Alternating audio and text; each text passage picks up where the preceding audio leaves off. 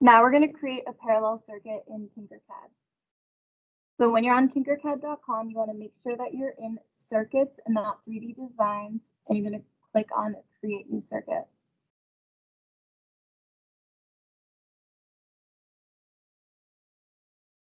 We're going to grab a small breadboard and place it in the workspace. And then using the rotate button on the top left, we're going to flip it until all the letters are on top.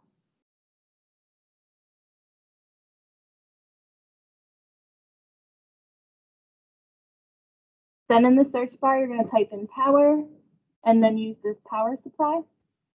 Place it in the top right. We're going to change the voltage to 12 volts. And then we're going to put the negative lead on the ground strip of the breadboard and make that black. And we're going to put the positive lead on the power strip and make it red.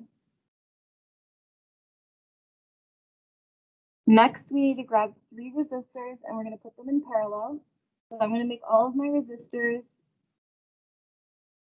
in row 2 through 6. I'm going to place them and then I'll change the value. I'm going to make this one resistor 1. So I'm going to change this to 8.2. And we're already in kiloohms, so that's correct. This one I'm going to switch to 6.8 kiloohms. And the last one I'm going to change to 4.7 kiloohms. Now we need to grab a multimeter. So if you scroll down, it's all the way on the bottom right. We're going to put the positive lead in the same row or the same column as the power, and we're going to make it red. Then we're going to put the negative lead in row 2, column J, right before the resistors. I'm going to make that black. Last, I just need to connect this circuit to ground, so I'm going to put a wire from row 6, where the end of the resistors are, to the same strip as the ground, and I'm going to make it black. Now when I click start, before I click it, I want to go to the multimeter, change the mode to amperage, or you can press the button right here. I'm going to press start simulation, and it's going to tell me that my total current is 5.78 milliamps. I'm going to press stop. Now I need to find the current of 1 resistor. So this is a little trickier. I'm going to start with resistor 1, and I'm just going to take this and move it over here. And then I'm going to take the negative lead and put it at the beginning of the resistor. I'm going to put the positive lead over here. And then I need to connect this row to power. Make that red. So what's happening is the power is coming right here.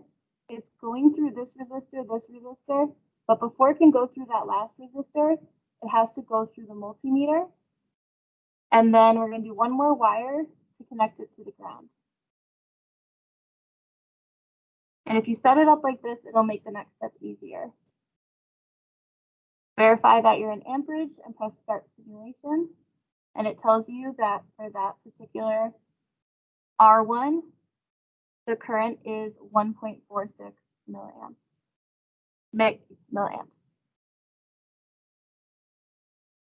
Now, the reason I set this up is because I press stop simulation, move the resistor back,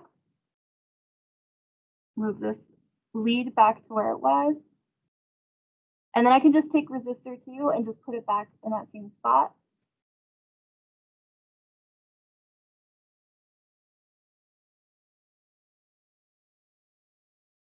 Press start simulation, and then I get the current for resistor 2.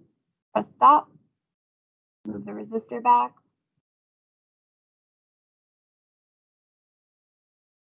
and then grab resistor 3, put that there, press start simulation. I get the current for resistor 3, which is 2.55 milliamps. And that's it.